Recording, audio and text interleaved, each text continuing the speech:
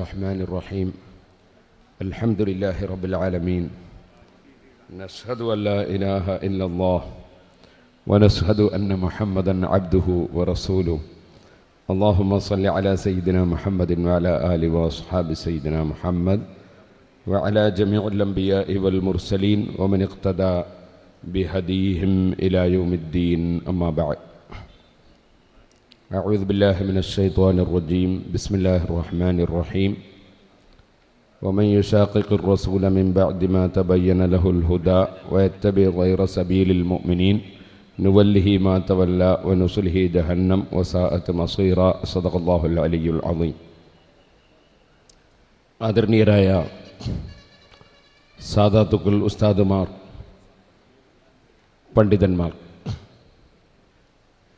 ബഹുമാന്യരായ മൗലാന എം.എ. ഉസ്താദ് അവറുകൾ അവതരിപ്പിക്കേണ്ട ഒരു വിഷയം മഹാനവറുകൾ വളരെ വിശദമായി തന്നെ ഒരു പ്രബന്ധമായി എഴുതി അറിയിച്ചിട്ടുണ്ട്. നമ്മുടെ സമയം നമുക്ക് പൂർണ്ണമായി വായിക്കാൻ മാത്രം സാഹചര്യം കൂടുതൽ നീട്ടാൻ പറ്റാത്തതായതിനാൽ അതിലെ പ്രസക്ത ഭാഗങ്ങൾ ഉൾക്കൊള്ളിച്ച് ഒരു ചെറിയ പ്രഭാഷണ രീതിയിൽ വിഷയം ഒപ്പിക്കുകയാണ് ചെയ്തിട്ടുള്ളത് എന്ന് ക്ഷമ ചോദിച്ചുകൊണ്ട് ഓർമ്മപ്പെടുത്തുകയാണ്.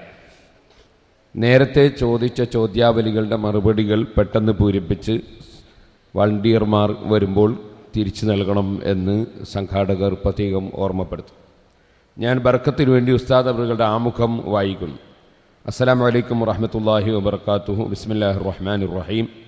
അൽഹംദുലില്ലാഹില്ലദീ അൻഅമ അലൈനാ വഹദാനാ ഇലാ ദീനിൽ ഇസ്ലാം വമന്ന അലൈനാ ബിർസാലി ഖൈറിൽ അനാം ഹാദിയൻ വദാഇയൻ ഇലാ ത്വരീഖിൽ മുസ്തഖീം സയ്യിദിനാ വശഫീഉനാ മുഹമ്മദിൻ വആലിഹി വഅസ്ഹാബിഹിൽ കിറാം വതാബിഈൻ വതാബിഹിം ബിഇഹ്സാൻ ഇലാ യൗമിദ്ദീൻ അമ്മാ ബഅദ്. കേരള പണ്ഡിത ചരിത്രത്തിൽ ഒരു പൊൻതൂവൽ ചാർത്താൻ ഉപകരിക്കുന്ന ഈ പണ്ഡിത സംഗമത്തിൽ നിങ്ങളോടൊപ്പം ഇരുന്ന് പങ്കെടുക്കാനുള്ള ആരോഗ്യ ശാരീരിക കഴിവുകളിൽ പരിതപിക്കുകയും എല്ലാവരുടെയും ഉള്ളറിഞ്ഞ പ്രാർത്ഥന കാക്ഷിക്കുകയും ചെയ്തുകൊണ്ട് ഈ കുറിപ്പ് അവതരിപ്പിക്കാൻ ഉദ്ദേശിക്കുന്നു. കേരള മുസ്ലിം ചരിത്രം അയവിറക്കുന്നവർക്ക് അനുസ്മരണീയമായ ചില വസ്തുതകൾ പഠനാർഹവും ചിന്താർഹവും അത്രേ. ഒന്നാമതായി, ഇസ്ലാമിക ചരിത്രത്തിൽ 1-ാം നൂറ്റാണ്ട് മുതൽ അഭംഗുരം നടന്നുവരുന്ന പാരമ്പര്യം അവകാശപ്പെടാവുന്ന ഏക സ്റ്റേറ്റ് എന്ന് വിശേഷിപ്പിക്കാൻ കേരളത്തെപ്പോലെ മറ്റൊരു പ്രദേശം ചരിത്രത്തിൽ ക്ഷിപ്രസാധ്യമല്ല. ഇസ്ലാമിൻ്റെ നാമത്തിൽ ഖുലഫാഉർ റാഷിദുകൾക്ക് ശേഷം വന്ന ഭരണാധികാരികൾ ഭരിച്ച പ്രദേശങ്ങൾക്കൊന്നും അവകാശപ്പെടാൻ സാധിക്കാത്ത ഒരു ചരിത്ര വസ്തുത എത്രയത്. ഉമവി ഖലീഫമാർ ആസ്ഥാനമാക്കിയിരുന്ന സിറിയയും സ്പെയിനും നമുക്ക് അനുസ്മരണീയം. കുരിശുകാരുടെ കയ്യേറ്റം കണ്ടറിയാത്ത ഭരണാധികാരികൾ ഭിന്നിച്ചും സ്വാർത്ഥ താൽപ്പര്യത്തിന് മാത്രവുമായി നിലകൊണ്ടതിൻ്റെ തിക്തഫലം ഇന്ന് സ്പെയിൻ ചരിത്രാവിശിഷ്ടമായി. ഒരു കാലത്ത് ലോകത്തിലെ ഏറ്റവും വലിയ പള്ളിയെന്ന് അല്ലാമ ഇബ്നു വർദിയെപ്പോലും രേഖപ്പെടുത്തിയ ഖുർത്തുബ ജമാഅത്ത് പള്ളിയിൽ 1932 മർഹൂം ഇഖ്ബാൽ കണ്ണീരൊലിപ്പിച്ചുകൊണ്ടെങ്കിലും സുജൂദ് ചെയ്ത ചരിത്രം നാം വായിച്ചതാണ്. അന്നും അത് ചർച്ചയായിരുന്നു എന്നത് സ്മരണീയം. എന്നാൽ സമീപ വർഷത്തിൽ ഇന്ത്യയിൽ ജനിച്ച SM ഗളൻഫർ അബദ്ധവശാൽ തനി ചർച്ചയായ ക്രിസ്തീയ ദേവാലയമായി തീർന്ന അതേ പള്ളിയിൽ സുജൂദ് ചെയ്തു പോയപ്പോൾ വലിച്ച് തള്ളി പുറത്താക്കിയ ചരിത്രവും നാം പത്രവാർത്തയായി കേട്ടുകഴിഞ്ഞുവല്ലോ. നമ്മുടെ പരമ്പര കേരളത്തിലെ ഇസ്ലാമിക ആവിർഭാവത്തെക്കുറിച്ച് ചരിത്ര പണ്ഡിതന്മാർക്കിടയിൽ അഭിപ്രായ വ്യത്യാസമുണ്ടായിരുന്നെങ്കിലും അനിഷേധ്യമായ തെളിവുകൾ 1-ാം നൂറ്റാണ്ടിൽ തന്നെ ഇസ്ലാമിക ആവിർഭാവം നടന്നു എന്ന് വ്യക്തമാക്കുന്നുണ്ട്. കേരള പെരുമാളന്മാരുടെ ആസ്ഥാനമായിരുന്ന മാടായിപ്പള്ളിയുടെ കട്ടിലപ്പടിയിൽ സനത്ത് ഹംസിൻ എന്ന് ലിഖിതം ചെയ്തിട്ടുള്ളതും തലങ്കരയിലെ മാലിക് ദീനാർ പള്ളിയടക്കം പ്രഥമ പള്ളികളിൽ സനത്ത് ഇസ്നാവൈസിൻ എന്ന് എഴുതി കാണുന്നതും പന്തലായിനി മക്ബറയടക്കം മക്ബറിലെ ചില മീസാനുകൾ 2 അക്കം കൊത്തി വെച്ചുകൊണ്ടതും അറക്കൽ സ്വരൂപത്തിൽ സൂക്ഷിക്കുന്ന ചില അപൂർവ രേഖകളും വിളിച്ചുവന്നു 1-ാം നൂറ്റാണ്ടിലെ ഇസ്ലാമിക ചരിത്രമാണ്. ജുമാ ഖുത്ബയുടെ ഭാഷയെക്കുറിച്ച് മർഹൂം ശംസുലുലമ ഖുത്ബി മുഹമ്മദ് ഹുസ്നാൻ നവറുല്ലാഹു മർഖദഹു ക്ലാസ് എടുത്തപ്പോൾ മാടായിപ്പള്ളിയുടെ ലിഖിതം ഫോട്ടോ കാണിച്ച് ഉദ്ധരിച്ചത് ഇസ്ലാമിക പാരമ്പര്യ തെളിവാണിതെന്ന് ശ്രവണപഥത്തിൽ ഇന്നും അലതല്ലുന്നുണ്ട്. ഇങ്ങനെ 1-ാം നൂറ്റാണ്ടിൽ തന്നെ ഇസ്ലാം മതം ഇവിടെ വന്നിരുന്നു എന്ന വിഷയങ്ങളെ സംബന്ധിച്ച് ഉസ്താദ് അവറുകൾ വിശദമായി എഴുതുന്നുണ്ട്. നമുക്കറിയാം, ഇമാം ഹാക്കിം റളിയല്ലാഹു അൻഹു റിപ്പോർട്ട് ചെയ്ത ഹദീസിൽ അഹ്ദ മലിക്കുൽ ഹിന്ദി ലിന്നബി സ്വല്ലല്ലാഹു അലൈഹി വസല്ലം ജറത്തൻ ഫീഹാ സഞ്ചബീലുൻ എന്ന ഹദീസിൽ فقطعها قطعة ثم أعطاني منها قطعة എന്ന ഹദീസിൽ നബി സല്ലല്ലാഹു അലൈഹി വസല്ലം തങ്ങൾക്ക് ഇന്ത്യയിൽ നിന്ന് ഇഞ്ചി ഹദിയയായി ഇന്ത്യയിലെ രാജാവ് എത്തിച്ചു കൊടുത്തു എന്ന് ഹദീസിൽ നാം ഓതിയിട്ടുണ്ട്.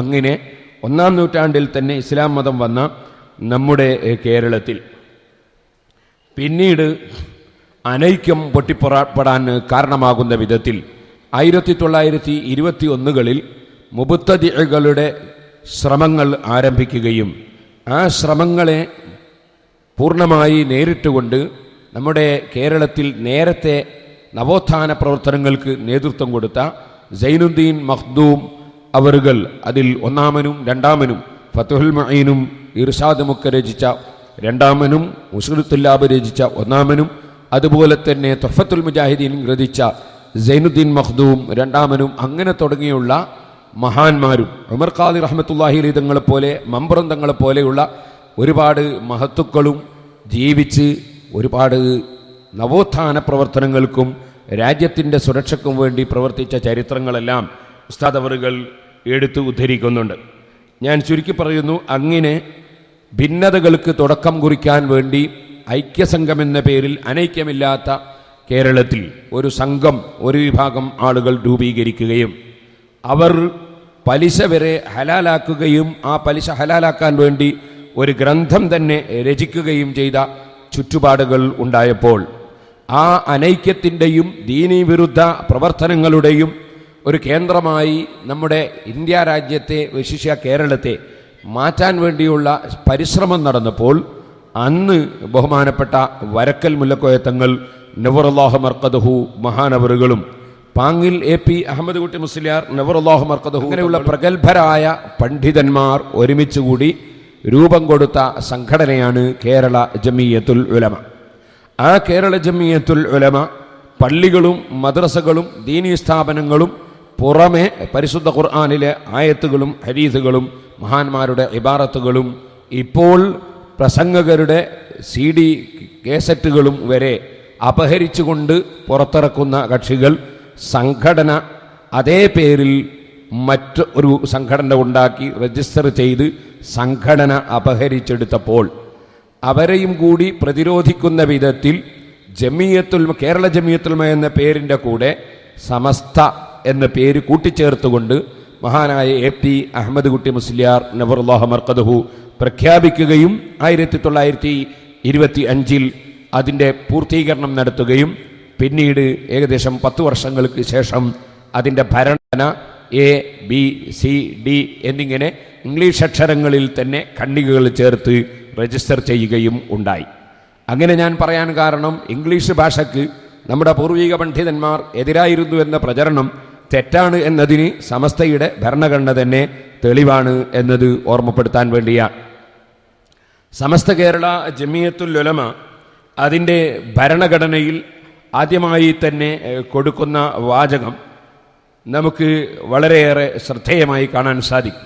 ഒന്നാമത്തെ ഉദ്ദേശ ലക്ഷ്യം തന്നെ പരിശുദ്ധ ഇസ്ലാം മതത്തിൻ്റെ ആചാരങ്ങളെയും വിശ്വാസങ്ങളെയും അഹ്ലുസുന്നത്തി വൽ ജമാഅത്തിൻ്റെ യഥാർത്ഥ വിധിക്കനുസരിച്ച് പ്രബോധനം ചെയ്യുകയും പ്രചരിപ്പിക്കുകയും ചെയ്യുക എന്നതാണ്.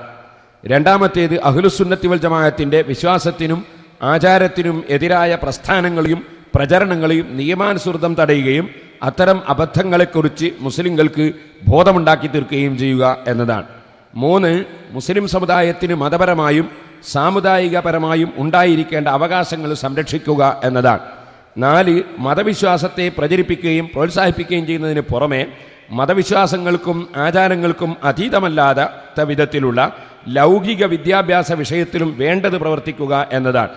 5, മുസ്ലിം സമുദായത്തിൻ്റെ പൊതുവായ ഗുണത്തിനും സമുദായമധ്യേ ഉണ്ടായിക്കൊണ്ടിരിക്കുന്ന അധർമ്മം, അനൈക്യം, അരാജകത്വം, അന്ധവിശ്വാസം ഇത്യാദികളെ നശിപ്പിച്ച് സമുദായത്തിൻ്റെയും മതത്തിൻ്റെയും അഭിവൃദ്ധിക്കും ഗുണത്തിനുമായി പരിശ്രമിക്കുക. മേൽപ്പറഞ്ഞ സംഗതികൾ സമാധാനപരമായും ശർഈ നിയമത്തിനും അധീനമായും നടപ്പിലാക്കുക എന്നുള്ളതാണ് ഈ സഭയുടെ ഉദ്ദേശം എന്നാണ് ഉദ്ദേശലക്ഷ്യങ്ങൾ എഴുതിയിട്ടുള്ളത്. ഈ ഉദ്ദേശലക്ഷ്യങ്ങളിൽ വാസ്തവത്തിൽ ഉൾപ്പെടാത്ത ഒരു നവോത്ഥാന പ്രവർത്തനങ്ങളും ഇല്ല എന്നതാണ് ശരി.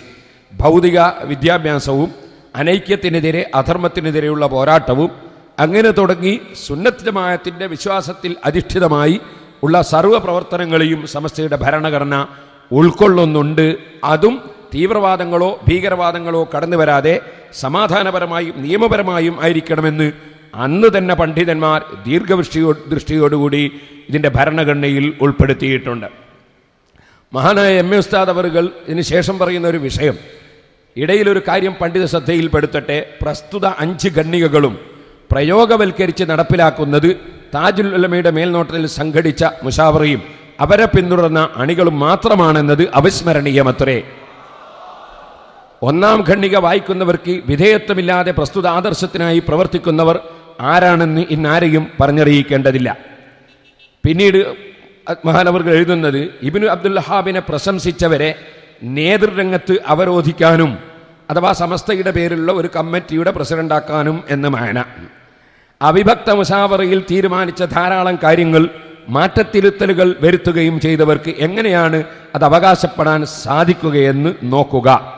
2ഉം 3ഉം ഖണ്ഡികയും പ്രസ്തുത വിഷയം അരക്കിട്ടുറപ്പിക്കുകയാണല്ലോ. അവക്കായി സധൈര്യം നിർഭയം പ്രവർത്തിക്കുന്നതും താജുൽ ഉലമയുടെ നേതൃത്വത്തിലുള്ള അണികളല്ലാതെ മറ്റാരാണ് എന്ന് എം എ ഉസ്താദ് ഇവിടെ ചോദിക്കുന്നുണ്ട്. സുഹൃത്തുക്കളെ, സമസ്ത കേരള ജമിയത്തുൽ ഉലമ അതിൻ്റെ പ്രവർത്തന രംഗത്ത് നടത്തിയ വിഷയങ്ങൾ ഒരു അരമണിക്കൂർ കൊണ്ടോ 1 മണിക്കൂർ കൊണ്ടോ കുറേ ദിവസങ്ങൾ കൊണ്ടോ പറഞ്ഞു തീർക്കാൻ കഴിയുന്ന വിഷയങ്ങൾ അല്ല.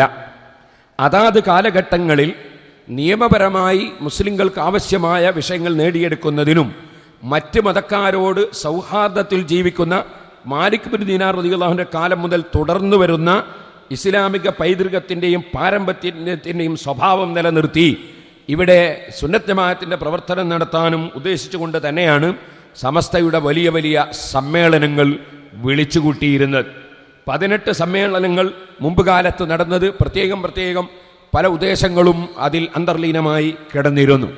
സമസ്തയുടെ ആദർശ ലക്ഷ്യത്തിനെതിരെ പ്രവർത്തിച്ച കക്ഷികൾ ഉണ്ടാക്കിയ ഫിത്നകൾ, ഉദാഹരണത്തിന് പരിശുദ്ധ ഇസ്ലാമിൻ്റെ വളരെ പ്രധാനമായ കർമ്മമായ ജുമഅയുടെ ഖുതുബ, അതിൻ്റെ ഭാഷമാറ്റം വരുത്താൻ വേണ്ടി ചിലർ കാസർഗോഡ് യോഗം ചേർന്ന് തീരുമാനം എടുത്തപ്പോൾ അത് പാടില്ലെന്ന് ജനങ്ങളെ ഉത്ബോധിപ്പിക്കാനും പണ്ഡിതന്മാരെ ബോധ്യപ്പെടുത്താനും വേണ്ടി തന്നെ ബഹുമാനപ്പെട്ട ശംസുൽ മാ ഖുതുബി മുഹമ്മദ് മുസ്ലിയാർ അവർകൾ പ്രത്യേകം ക്ലാസ് എടുത്തുകൊണ്ട് സമ്മേളനം സംഘടിപ്പിച്ച് അതിനെ പ്രതിരോധിച്ചത് സമസ്തയുടെ മിനിസിൽ നമുക്ക് കാണാൻ സാധിക്കും. ഇതുപോലെ ബഹുമാനപ്പെട്ട സമസ്ത കേരള ജമിയത്തുൽ ഉലമ വരക്കൽ മുല്ലക്കോയ തങ്ങൾ അവർകൾ അതിൻ്റെ ആദ്യത്തെ പ്രസിഡന്റായിരുന്നു.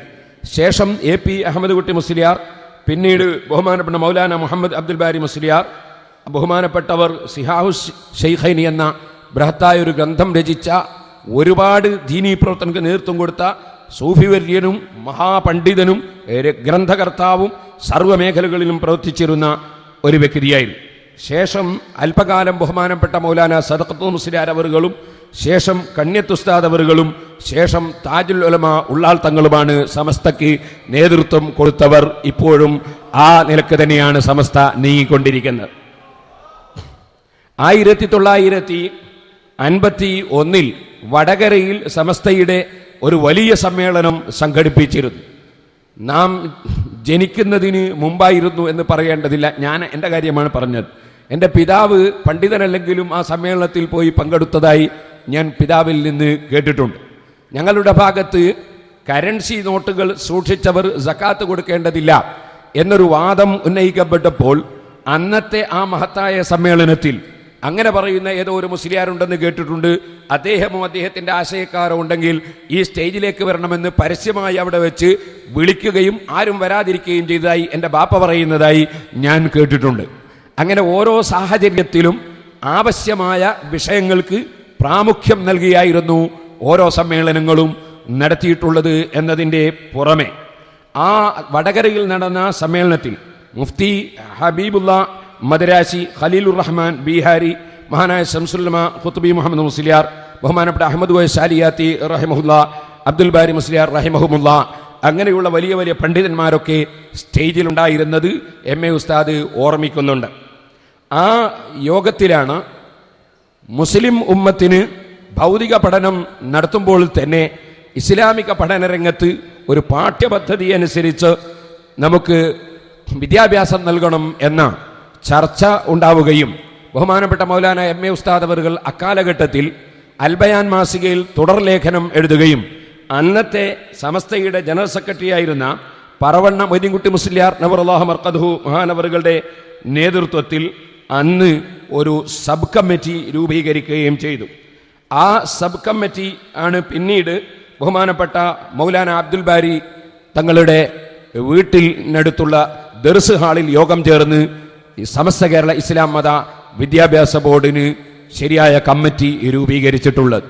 ആദ്യത്തെ വിദ്യാഭ്യാസ ബോർഡ് നമ്മുടെ സംഘടനാ പ്രവർത്തകർക്കും നേതാക്കൾക്കും കൂറുള്ളതും രണ്ടാമത്തേത് നമ്മുടേത് സ്വന്തവുമാണ് എന്ന് സാന്ദർഭികമായി ഉണർത്തുകയാണ്.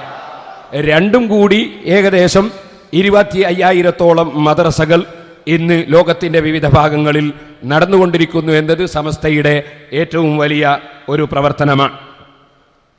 മറ്റൊരു കാര്യം, അതിൻ്റെ ശേഷം അതിനോട് ചുവട് പിടിച്ചുകൊണ്ട് 1971 ജാമിഅ സഅദിയയും 1978 മർക്കസു സഖാഫത്തി സുന്നിയും പിന്നീട് ആ മാതാപിതാക്കളുടെ സന്താനങ്ങളായി ഒരുപാട് എണ്ണിയാലൊടുങ്ങാത്ത സ്ഥാപനങ്ങൾ മതഭൗതിക സമന്വയ വിദ്യാഭ്യാസത്തിൻ്റെ പ്രവർത്തനവുമായി ഉണ്ടായതെല്ലാം നമ്മുടെ സമസ്ത കേരള ജമിയത്തുൽ ഉലമയുടെ പണ്ഡിതന്മാരുടെ പ്രവർത്തനത്തിൻ്റെ ഭാഗം തന്നെയാണെന്നും അത് മുഴുവനും സമസ്തയോട് കൂട്ടിച്ചേർത്ത് വായിക്കേണ്ടതാണെന്നും സാന്ദർഭികമായി ഉണർത്തുകയാണ്. 1954 താനൂരിൽ നടന്ന സമ്മേളനത്തിൽ നമ്മുടെ യുവസമൂഹത്തെ വളരെ നല്ല പന്ഥാവിൽ നയിക്കേണ്ടതും അധാർമികതകളൊന്നും വരാതെ അവരെ സംസ്കരിക്കേണ്ടതും അവർ പണ്ഡിതന്മാർ കൊടുക്കുന്ന അജണ്ടയനുസരിച്ച് പ്രവർത്തനം നടത്തി സമൂഹത്തെ സമുദ്ധരിക്കാനും നല്ല ഒരു പ്രവർത്തന മേഖല ഉണ്ടാക്കാനും ഉദ്ദേശിച്ചുകൊണ്ട് ഒരു യുവസമൂഹത്തിന് നേതൃത്വം കൊടുക്കാൻ ചിന്തിക്കുകയുണ്ടായി. ആ ചിന്തിച്ച ചർച്ച 1954 താനൂരിൽ നടന്ന സമ്മേളനത്തിൽ നടന്നതിന് ശേഷം കോഴിക്കോട് ജിഫ്രി ഹൗസിനടുക്കൽ ബഹുമാനപ്പെട്ട ഫളിൽ ജിഫ്രി തങ്ങളടക്കമുള്ള നമ്മുടെ നേതാക്കളുടെ ഖബറുകൾ അള്ളാഹു സന്തോഷത്തിലാക്കുമാറാകട്ടെ. ആ ജിഫ്രി ഹൗസിനടുത്തുള്ള മദ്രസയിൽ കുറ്റിച്ചിറയിൽ യോഗം ചേർന്ന് അവിടെ വെച്ച് ആദ്യമായി SYS സമസ്ത കേരള സുന്നി യുവജന സംഘം രൂപീകരിക്കുകയുണ്ടായി. സമസ്ത കേരള സുന്നി യുവജന സംഘം എന്ന് പേര്, അതിൻ്റെ ചുരുക്കപ്പേര് SYS. അതാണ് യഥാർത്ഥ സമസ്തയുടെ SYS എന്ന് സാന്ദർഭികമായി ഉണർത്തുകയാണ്. അതിന്നും നമ്മുടെ പണ്ഡിതന്മാരുടെ കീഴിൽ തന്നെയാണ് നടന്നുകൊണ്ടിരിക്കുന്നത് എന്നും ഓർമ്മപ്പെടുത്തുകയാണ്. കക്കാട് വെച്ച് നടന്ന 20ാം സമ്മേളനത്തിലാണ് SYSന് അംഗീകാരം കൊടുത്തിട്ടുള്ളത്. SYSന്റെ കീഴിലാണ് മറ്റുള്ള പ്രവർത്തനങ്ങളെല്ലാം പിന്നീട് നടന്നു വന്നിട്ടുള്ളത്. Poonthavanam Abdulla Musliyar, KB Muhammad Musliyar Koottanad, MM Basheer Musliyar, Panakkad PMSA Pookoya Thangal, Chappanangadi ബാപ്പ മുസ്ലിയാർ, EK ഹസൻ മുസ്ലിയാർ തുടങ്ങി നമ്മളെ വിട്ടുപിരിഞ്ഞു പോയ ഒരുപാട് മഹാന്മാർ അതിൻ്റെ നേതൃരംഗത്ത് ഇരുന്നിട്ടുണ്ട്. പിന്നീട് ബഹുമാനപ്പെട്ട EK ഹസൻ മുസ്ലിയാർ അവറുകളുടെ ശേഷം ബഹുമാനപ്പെട്ട MA ഉസ്താദ് അവറുകളും അതിൻ്റെ നേതൃസ്ഥാനത്ത് ഇരുന്നിട്ടുണ്ട്. ഇപ്പോൾ പൊന്മള അബ്ദുൽ ഖാദർ മുസ്ലിയാർ അവറുകളാണ് അതിൻ്റെ നേതൃരംഗത്ത് ഉള്ളതെന്ന് നമുക്ക് അറിയാം. അതിനിടയിൽ ബഹുമാനപ്പെട്ട ചാപ്പനങ്ങാടി ബാപ്പ മുസ്ലിയാർ EK ഹസൻ മുസ്ലിയാരെ പ്രസിഡന്റാക്കുമ്പോൾ തന്നെ ബഹുമാനപ്പെട്ട ഷെയ്ഖുന AP ഉസ്താദ് അവറുകളെ സമസ്ത കേരള സുന്നി സംഘത്തിൻ്റെ ജനറൽ സെക്രട്ടറിയായി നിശ്ചയിക്കുകയും നിർബന്ധിക്കുകയും ആ സ്ഥാനം നൽകുകയും ചെയ്തത് മഹാനും ആരിഫും വലിയുമായ ബഹുമാനപ്പെട്ട ചാപ്പനങ്ങാടി ബാപ്പ മുസ്ലിയാർ അവറുകളായിരുന്നു. അതിൻ്റെ ബറക്കത്തും ഉസ്താദ് അവറുകളുടെ പ്രവർത്തന രംഗത്ത് ഈ സംഘടനയിൽ കാണുകയും ചെയ്തിട്ടുണ്ട് എന്ന് സാന്ദർഭികമായി ഉണർത്തുകയാണ്. സുഹൃത്തുക്കളെ, അതിനുശേഷം ബഹുമാനപ്പെട്ട KP ഹംസ മുസ്ലിയാർ അവറുകളും SYSന്റെ നേതൃരംഗത്ത് ഇന്നും നമുക്ക് ആവശ്യമായ ഉപദേശങ്ങൾ നിർദ്ദേശങ്ങൾ ചെയ്യുന്നതിൻ്റെ പുറമെ നേരത്തെ നേതൃരംഗത്ത് ഇരുന്നിട്ടുണ്ട്. ഉസ്താദ് അവറുകൾക്ക് ശേഷം പൊന്മള അബ്ദുൽ ഖാദർ മുസ്ലിയാർ അവറുകളും അതുപോലെ C മുഹമ്മദ് ഫൈസിയും ഈ നമ്മുടെ SYSന്റെ നേതൃരംഗത്തിറങ്ങുന്നത് നിങ്ങൾക്ക് തന്നെ ഓർമ്മയുള്ള വിഷയമാണ്. സമസ്ത കേരള ഇസ്ലാം മത വിദ്യാഭ്യാസ ബോർഡ് പറവണ്ണ മൊയ്തീൻകുട്ടി മുസ്ലിയാർ അവറുകളും ശേഷം ഐനിക്കാട് ഇബ്രാഹിം മുസ്ലിയാർ അവറുകളും ബഹുമാനപ്പെട്ട മർഹൂം വാണിയമ്പലം അബ്ദുറഹ്മാൻ മുസ്ലിയാർ അവറുകളും പിന്നീട് താജുൽ ഉലമ ഉള്ളാൽ തങ്ങളുമാണ് അതിൻ്റെ പ്രസിഡന്റ് സ്ഥാനം അലങ്കരിച്ചിരുന്നത്.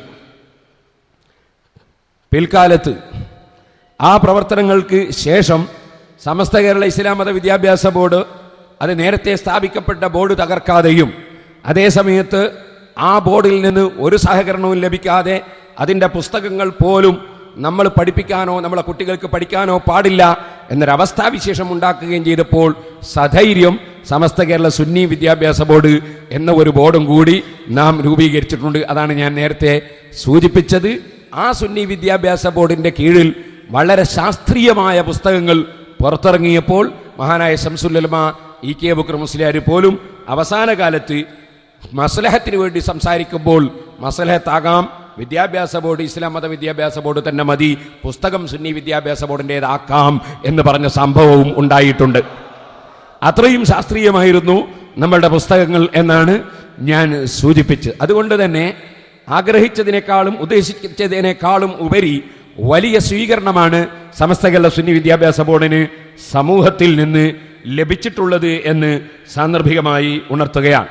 അതിൻ്റെ ആദ്യത്തെ പ്രസിഡന്റായി ബഹുമാനപ്പെട്ട സയ്യിദ് അവേലത്ത് കുഞ്ഞിശ്ശേരിക്കോയ തങ്ങൾ നവറല്ലാഹു മർഖദഹു മഹാനവറുകളാണ് ഉണ്ടായത്. ഇപ്പോൾ അതിൻ്റെ പ്രസിഡന്റ് മഹാനായ MA ഉസ്താദ് അവറുകളാണ്.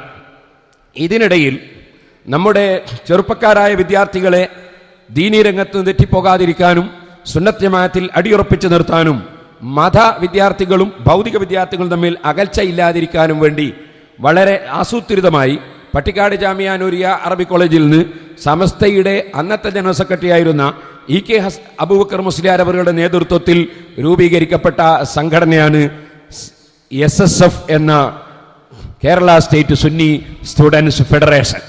അതും തഖ്വയുടെ മേൽ അടിത്തറയിടപ്പെട്ടതാണ് എന്നാണ് ഞാൻ പറഞ്ഞതിൻ്റെ അർത്ഥം. വാശിക്ക് വേണ്ടിയോ വഴക്കിന് വേണ്ടിയോ ഉണ്ടാക്കിയതല്ല. ആ മഹത്തായ സംഘടന രൂപീകരിച്ച് അല്പകാലം കഴിഞ്ഞപ്പോൾ വിനീതരായ ഞങ്ങളെപ്പോലുള്ളവർ ആ സംഘടനയിലുള്ളപ്പോൾ സമസ്ത കേരള ജമിയത്തുൽ ഉലമയോട് ഞങ്ങൾ അംഗീകാരത്തിനു വേണ്ടി ആവശ്യപ്പെട്ടിരുന്നു. പക്ഷേ അന്ന് സമസ്ത കേരള ജമിയത്തുൽ ഉലമയിൽ ചിലർ പ്രശ്നങ്ങൾ ഉള്ള സന്ദർഭമായതിനാൽ അതിന് അംഗീകാരം കിട്ടാതിരുന്നുവെങ്കിലും അൽഹംദുലില്ലാ സമസ്ത കേരള ജമിയത്തുലമയുടെ പ്രവർത്തനരംഗത്ത് എല്ലാ നിലക്കും തുമൈനീനത്തുണ്ടായപ്പോൾ 2010 അത് ഔദ്യോഗികമായി അംഗീകാരം നൽകിയിട്ടുണ്ടെന്നും അത് അംഗീകാരം കൊടുക്കാനുള്ള ഭാഗ്യമുണ്ടായത് ബഹുമാനപ്പെട്ട താജുൽ ഉലമ ഉള്ളാൾ തങ്ങൾക്കും ബഹുമാനപ്പെട്ട ഉസ്താദ് അവർകൾക്കുമാണ് എന്ന സന്തോഷ വാർത്തയും ഞാൻ ഈ സമയത്ത് ഓർമ്മപ്പെടുത്തുകയാണ്. സുഹൃത്തുക്കളെ, സമസ്തയിൽ പിന്നീടുണ്ടായ പ്രശ്നങ്ങൾ അത് കൂടുതൽ പറയുന്നത് നല്ലതല്ലാത്തതുകൊണ്ട് വളരെ ചുരുക്കി ഞാൻ അതും കൂടി അല്പം സൂചിപ്പിക്കുകയാണ്. പലരും അത് കുറച്ചൊക്കെ പറയണമെന്ന് നിർബന്ധിച്ചതുകൊണ്ട് അതിനെ സംബന്ധിച്ച് ചുരുക്കി മാത്രം പറയുകയാണ്. ബഹുമാനപ്പെട്ട ശംസുൽ ഉലമ ഇ കെ അബൂബക്കർ മുസ്ലിയാർ സമസ്തയുടെ ജനറൽ സെക്രട്ടറിയായി ഇരിക്കുന്ന കാലം മഹാനവറുകൾ ഒരു പ്രമുഖനായ പണ്ഡിതനും ബുദ്ധിമാനും വളരെയേറെ തൻ്റെ ഇടമുള്ള സധൈര്യം ഒരു കാര്യത്തെ നേരിടാൻ കഴിവുള്ള വ്യക്തിയുമാണെന്നതിൽ ആർക്കും തർക്കമില്ല. ആ മഹാനായ ശംസുൽ ഉലമ ഇ കെ അബൂബക്കർ മുസ്ലിയാർ അവറുകളെ സമസ്തയുടെ കീഴിൽ തന്നെ സ്ഥാപിക്കപ്പെട്ട പട്ടിക്കാട് ജാമിയ നൂരിയ അറബി കോളേജിൽ നിന്നും പുറത്താക്കപ്പെട്ടു. അതെന്തിനു പുറത്താക്കിയെന്നൊന്നും എന്നോട് ചോദിക്കരുത് സുഹൃത്തുക്കളെ.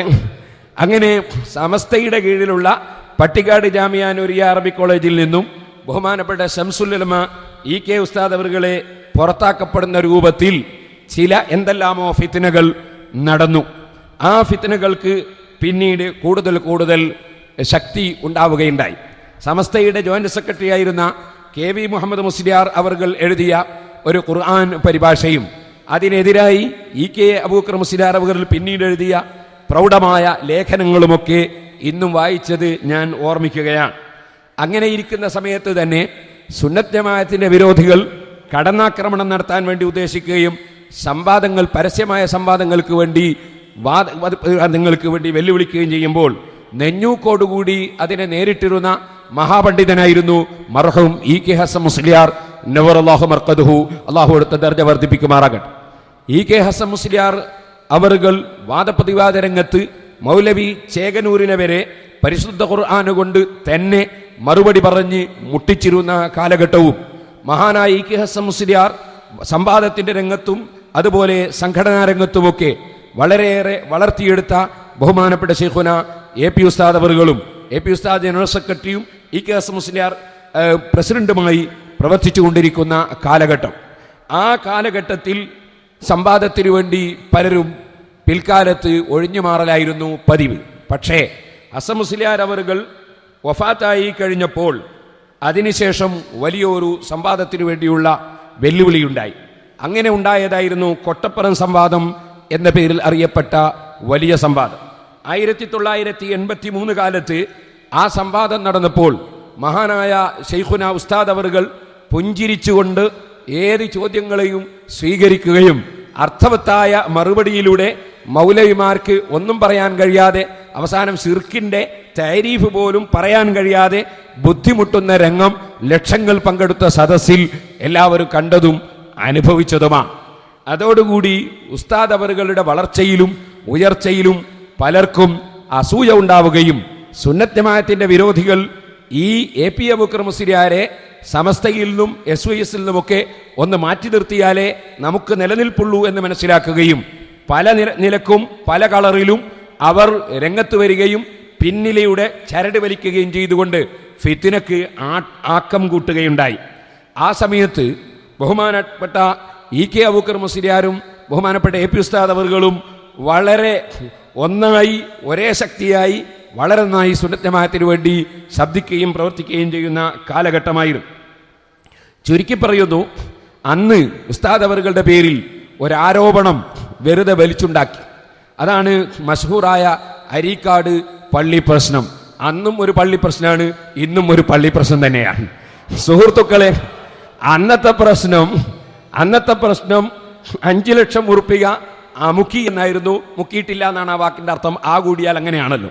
ഏതായിരുന്നാലും ശരി, അന്ന് വിവാദമുണ്ടായപ്പോൾ ആ വിവാദത്തിൽ മഹാനായ കാന്തപുരം ഉസ്താദ് നിരപരാധിയാണെന്നും ഉസ്താദ് അവറുകൾ വളർന്നു വരുന്നതിലുള്ള അസൂയയാണ് അതിൻ്റെ പിന്നിലെന്നും വളരെ ബുദ്ധിയുള്ള EK അബൂബക്കർ മുസ്ലിയാർ അവറുകൾ മനസ്സിലാക്കുകയും അതിനാൽ ആ സന്ദർഭത്തിൽ ഉസ്താദ് അവറുകൾ ഒരു യാത്ര കഴിഞ്ഞ് തിരിച്ചു വരുമ്പോൾ കോഴിക്കോട് റെയിൽവേ സ്റ്റേഷനിൽ മണിക്കൂറുകളോളം ഉസ്താദിനെ സ്വീകരിക്കാൻ വേണ്ടി ശംസുൽ EK അബൂബക്കർ മുസ്ലിയാർ കാത്തിരിക്കുകയും ചെയ്തത് ഞാനിന്നും ഓർമ്മിച്ചെടുക്കുകയാണ്. കാരണം ഈ ചെറുപ്പക്കാരനായ, അന്നത്തെ ചെറുപ്പക്കാരൻ എന്നല്ല, ചെറുപ്പക്കാരനായ AP അബൂബക്കർ മുസ്ലിയാർ പിൽക്കാലത്ത് എനിക്ക് പകരം സമസ്തയെ നിയന്ത്രിക്കുകയും നേതൃത്വം കൊടുക്കുകയും ചെയ്യേണ്ടതാണെന്ന അങ്ങേയറ്റത്തെ ഉൾക്കാഴ്ചയും ദൂരക്കാഴ്ചയുമായിരുന്നു EK അബൂബക്കർ മുസ്ലിയാരെ അന്ന് ആ സ്വീകരണം കൊടുക്കാൻ പ്രേരിപ്പിച്ചതെന്ന് ബുദ്ധിയുള്ള ആർക്കും മനസ്സിലാക്കാവുന്നതാണ്. സുഹൃത്തുക്കളെ, ആ സന്ദർഭത്തിലായിരുന്നു വലിയ ചർച്ചകളും കമ്മിറ്റികളുമൊക്കെ രൂപം കൊടുത്ത് പല വികാസങ്ങളും ഉണ്ടായി. അതിലേക്ക് ഇപ്പോൾ ഞാൻ കടക്കുന്നില്ല. ഏതായിരുന്നാലും അതിൻ്റെ അവസാന നിമിഷം ബഹുമാനപ്പെട്ട മൗലാന കണ്യത്ത് ഉസ്താദ് അവറുകൾ, മഹാനവറുകളെ എല്ലാവർക്കും അറിയാം, വളരെയേറെ സൂക്ഷ്മതയോടെ ശരീഅത്തിന്റെ നിയമം പാലിച്ച് ജീവിച്ചിരുന്ന ഏറ്റവും വലിയൊരു മഹാനായിരുന്നു കണ്യത്ത് ഉസ്താദ് അവറുകൾ. അല്ലാഹു കൊടുത്ത ദറജ വർദ്ധിപ്പിച്ചു കൊടുക്കുമാറാകട്ടെ. ഉസ്താദ് അവറുകൾ സാധാരണ നിലക്ക് സമസ്തയുടെ മുശാവറയിൽ അധ്യക്ഷം വഹിക്കാൻ വരാറില്ല. പ്രത്യേക സന്ദർഭങ്ങളിൽ മാത്രമേ ഉസ്താദ് അവറുകളെ കൊണ്ടുവരലും അധ്യക്ഷം വഹിപ്പിക്കലും ഉള്ളൂ എന്നതാണ് വസ്തുത. പകരം അന്ന് തന്നെ സമസ്തയുടെ പിൻഗാമിയായി ബഹുമാനപ്പെട്ട കണ്യത്ത് ഉസ്താദ് അവറുകളും EK ഉസ്താദ് അവറുകളൊക്കെ കണ്ടുവച്ചിരുന്ന ബഹുമാനപ്പെട്ട താജുൽ ഉലമ ഉള്ളാൾ തങ്ങളായിരുന്നു സമസ്തയുടെ മുഴുവൻ മുശാവറകളിലും അധ്യക്ഷം വഹിക്കാറുള്ളതും പ്രാർത്ഥിക്കാറുള്ളതും മിനിറ്റ്സിൽ ഒപ്പുവെക്കാറുള്ളതും. അങ്ങനെ കണ്യത്ത് ഉസ്താദ് അവറുകൾ അത്യാവശ്യത്തിന് മാത്രമേ യോഗത്തിൽ പങ്കെടുക്കാറുള്ളൂ. അതിനിടയിൽ മഹാനായ കണ്യത്ത് ഉസ്താദ് അവറുകളെ EK ഉസ്താദ് അവറുകൾ കൊണ്ടുവരാൻ ശ്രമിക്കുകയും അങ്ങനെ സമസ്തയുടെ മീറ്റിംഗിൽ കണ്യത്ത് ഉസ്താദ് അവറുകൾ പങ്കെടുക്കുകയും ചെയ്തുകൊണ്ട് AP വക്കീലാണ്, അമീനാണ്, വക്കീല് അമീനാണ് എന്ന് തീരുമാനിക്കുകയും ചെയ്തുകൊണ്ട് അന്ന് കണ്യത്ത് ഉസ്താദ് അവറുകൾ സ്പെഷ്യലായി വന്ന് തീരുമാനമെടുത്ത് ഖിയാമത്ത് നാൾ വരെയുള്ള മോമിനീങ്ങൾക്കും ആലിമീങ്ങൾക്കും AP അമീനായ വക്കീലാണ് എന്ന് കണ്യത്ത് ഉസ്താദ് അവറുകൾ മുശാവറയിൽ പ്രഖ്യാപിക്കുകയും അങ്ങനെ തീരുമാനം ഒപ്പിട്ട് വെക്കുകയും ചെയ്തിട്ടുള്ളതാണ് എന്ന് സാന്ദർഭികമായി ഞാൻ ഉണർത്തുകയാണ്. ബഹുമാനപ്പെട്ട ഉസ്താദ് അവറുകളെ അങ്ങനെ പെട്ടെന്ന് നീക്കം ചെയ്യാൻ സാധിക്കുകയില്ലെന്നും EK അബൂബക്കർ മുസ്ലിയാർ അവറുകളുടെ പരിപൂർണ പിന്തുണ ഉസ്താദിന്റെ ഉയർച്ചയിലും വളർച്ചയിലും ഉണ്ടെന്നും ബോധ്യപ്പെട്ട ഫിത്നക്കാർ, ആ ഫിത്നക്കാർ പിന്നീട് SYS എന്ന സംഘടനയെ തന്നെ ഇല്ലായ്മ ചെയ്യാനുള്ള ആസൂത്രണങ്ങൾ നടത്തി. അങ്ങനെയാണ് സുന്നി മഹല്ല് ഫെഡറേഷൻ എന്ന മറ്റൊരു സംഘടന അതിനിടയിൽ രൂപപ്പെട്ടു വരുന്നത്. വാസ്തവത്തിൽ സമസ്ത കേരള സുന്നി സംഘം ഉള്ളപ്പോൾ മറ്റൊരു സംഘടന അങ്ങനെ രൂപീകരിക്കേണ്ട ആവശ്യം ഇല്ലെന്ന് ഏത് വ്യക്തികൾക്കും അറിയാം. പക്ഷേ കൊന്തറൻ പല്ലുകളായി ഉണ്ടാകുന്ന അത്തരം വസ്തുക്കൾ അത് അസിലിന് കേടുവരുത്തും എന്നതിൽ സംശയം ഇല്ലല്ലോ. അതുപോലെ പുള്ളൂടി എന്ന പേരിൽ മാവിൻ്റെ മേലെ മുളച്ചുയരുന്ന വസ്തുക്കൾ മാവിനെ നശിപ്പിക്കും എന്നതിന് സംശയം ഇല്ലല്ലോ. ഇതുപോലൊരു സുന്നി മഹൽ ഫെഡറേഷൻ രൂപീകരിക്കപ്പെടുകയുണ്ടായി. അക്കാരണത്താൽ കേരളത്തിലെ ഏറ്റവും നല്ല ഊർജ്ജസ്വലതയോടെ പ്രവർത്തിക്കുന്ന മലപ്പുറം ജില്ല SYS എന്ന വിഷയം തന്നെ നിർജീവമായി പോവുകയും സുന്നി മഹൽ ഫെഡറേഷൻ ജീവിച്ചു വരാൻ വേണ്ടി തുടങ്ങുകയും SYS എന്ന സമസ്തയുടെ ഔദ്യോഗിക ഘടകം നശിക്കാൻ ആരംഭിക്കുകയും ചെയ്യുന്ന ഒരു സാഹചര്യം ഉണ്ടായി. ഇങ്ങനെ നടന്നുകൊണ്ടിരിക്കുമ്പോൾ മറ്റൊരു കാര്യം കൂടി ചരിത്രപരമായി നാം ഓർക്കേണ്ടതുണ്ട്. കേരളത്തിൽ അന്ന് മുസ്ലിം രാഷ്ട്രീയ സംഘടന രണ്ട് ചേരിയായി പ്രവർത്തിക്കുന്നുണ്ടായിരുന്നു. ഇന്നിപ്പോൾ എത്രയോ ഡസൻ കണക്കിന് പാർട്ടികൾ, ഈർക്കിലി പാർട്ടികളും അല്ലാത്ത പാർട്ടികളും ഒക്കെ ഉണ്ട്. അന്ന് മുസ്ലിം രാഷ്ട്രീയ സംഘടനയായി പ്രവർത്തിക്കുന്ന ഇന്ത്യൻ യൂണിയൻ മുസ്ലിം ലീഗ് രണ്ടായി പിരിയുകയും അഖിലേന്ത്യാ മുസ്ലിം ലീഗ് എന്നൊരു ഭാഗവും ഇന്ത്യൻ യൂണിയൻ മുസ്ലിം ലീഗ് എന്നൊരു ഭാഗവും നടന്നപ്പോൾ സ്വാഭാവികമായും മുസ്ലിം ബഹുഭൂരിപക്ഷവും ഈ പ്രത്യേകിച്ച് മലബാർ ഏരിയകളിൽ മുസ്ലിം ലീഗിൽ പ്രവർത്തിക്കുന്നവരായതിനാൽ അതിൻ്റെ പേരിൽ ഓരോ വാളിൻ്റെ സദസ്സിലും ഓരോ ഉദ്ഘാടന സദസ്സിലും ഈ മുസ്ലിംകൾക്കിടയിൽ അനൈക്യം മതരംഗത്ത് ഉണ്ടാകുന്നൊരു സാഹചര്യമുണ്ടായി. എനിക്ക് ഓർമ്മയുണ്ട്, ഞാൻ കുട്ടിയായിരുന്ന കാലത്ത് എൻ്റെ നാട്ടിൽ ഒരു മദ്രസയുടെ വാർഷികം നടക്കുമ്പോൾ ഒരു സംഘടനയിൽപ്പെട്ട ഒരു മഹാനായ സയ്യിദ് എത്തിക്കഴിഞ്ഞിരിക്കുന്നു, മറ്റേ സംഘടനയിൽപ്പെട്ട ഒരു മഹാനായ സയ്യിദ് എത്തിയിട്ടില്ല. അദ്ദേഹം വരുന്നുണ്ട്, വഴിക്കെത്തിയിട്ടുണ്ട്, പക്ഷേ ഇന്നത്തെ പോലെ മൊബൈൽ ഫോണൊന്നും ഇല്ലല്ലോ. അപ്പോൾ പിന്നെ എൻ്റെ നാട്ടിൽ കുഴപ്പമായി. കാരണം മറ്റേ തങ്ങൾ എത്താതെ ഇത്തങ്ങൾ എത്തിയത് കൊണ്ടായിരുന്നു കുഴപ്പമുണ്ടായിരുന്നത്. അങ്ങനെ മുസ്ലിങ്ങൾക്കിടയിൽ മതരംഗത്ത്, അതായത് രാഷ്ട്രീയം മതത്തിലേക്ക് കയറി പ്രവർത്തിക്കുമ്പോഴുണ്ടാകുന്ന കുഴപ്പങ്ങൾ, അതിലേക്ക് ഇപ്പോൾ ഞാൻ കടക്കുന്നില്ല. തീരെ രാഷ്ട്രീയം വേണ്ടെന്നൊന്നും ഞാൻ പറയുന്നില്ല. ഇസ്തിരിപ്പെട്ടി നല്ല സാധനമാണ്. ചുളി തീർത്തുകൊണ്ട് നമ്മളെ കുപ്പായമൊക്കെ തേച്ചാൽ, തലേക്കെട്ടൊക്കെ തേച്ചാൽ വളരെ നല്ല സാധനമാണ് ഇസ്തിരിപ്പെട്ടി, വേണ്ടെന്ന് പറയുന്നില്ല. പക്ഷേ അതുകൊണ്ട് തന്നെ ഉമ്മാമയുടെ മുഖത്തിൻ്റെ ചുളി നീർക്കണം എന്ന് മനസ്സിലാക്കിയാൽ ഉമ്മാമാക്ക് മുഖം ഉണ്ടാവുകയില്ല. ഇതുപോലെ രാഷ്ട്രീയ പാർട്ടികൾ അത് റോഡ് നിർമ്മിക്കുന്നതിനും പാലം നിർമ്മിക്കുന്നതിനൊക്കെ നല്ലതാണ്. അതേസമയത്ത് അത് ഇസ്ലാമിൻ്റെ മതപരമായ വിഷയങ്ങളിലേക്ക് ഇടപെട്ട് രാഷ്ട്രീയ പാർട്ടികൾ മതത്തെ നിയന്ത്രിക്കാനും പണ്ഡിതന്മാരെ നിയന്ത്രിക്കാനും ഇറങ്ങിയാൽ ഉമ്മാമാൻ്റെ ചുളിഞ്ഞ മുഖം ഈ ഇസ്തിരിപ്പെട്ടി കൊണ്ട് നന്നാക്കാമെന്ന് ധരിക്കുന്നത് പോലെയാണ്.